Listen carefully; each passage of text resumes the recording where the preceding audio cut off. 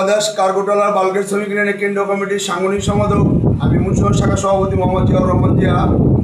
আমি বিগত যাবৎ প্রশাসনের কাছে বলে আসছি, মেঘনা শাখা মেঘনা থেকে আপনার বদ্রের বাজার পর্যন্ত খাককান্দা ফাঁড়ি পর্যন্ত প্রশাসনের কাছে বারবার বলা হয়েছে রনির ব্যাপারে প্রত্যেকটা বডি থেকে 2,000, 3,000, 4,000 করে টাকা নেওয়া হয়। প্রশাসনে বললে প্রশাসন কোনো কার্যক্রম আসে না, তারা বলে আমরা দেখতেছি, দেখা পর্যন্ত এসে এ পর্যন্ত কোনো কার্যক্রম খাককান্দা ফাঁড়ি বা মেঘনা ফাঁড়ি বদ্রের বাজার পর্যন্ত তারা কোনো কিছুই কোনো পদক্ষেপ নেয় নাই।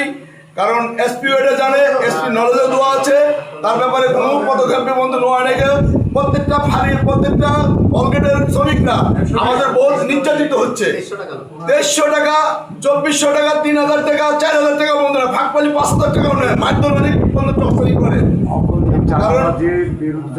অপরিচিত চাঁদাবাজির বিরুদ্ধে আমরা যেগুলো ব্যাপারে আমরা প্রতিবাদ করার জন্য আমরা সকল বিষয় নিয়ে লো পুলিশের কাছে জানানো হয়েছে। লো পুলিশের পদক্ষেপ না নেওয়া পর্যন্ত আমরা ধর্মঘটের আলটিমেটাম দল দিচ্ছি, খাককান্দার মধ্যে লো পুলিশের বিরুদ্ধে আমরা যাবো, যাতে যা কিছু করা লাগে শ্রমিক বাঁচানোর জন্য তার মূলিক আমরা সেই ব্যবস্থায় আমরা প্রত্যেকটা জায়গায় আমরা প্রত্যেকটা নেতৃবৃন্দ সবাই একটা সচল হয়ে সেই ধরনের পদক্ষেপ নেওয়ার জন্য ই করার জন্য আমরা সবাইকে জানাতে যাচ্ছি। এই বলে আমার বক্তব্য শেষ করছি।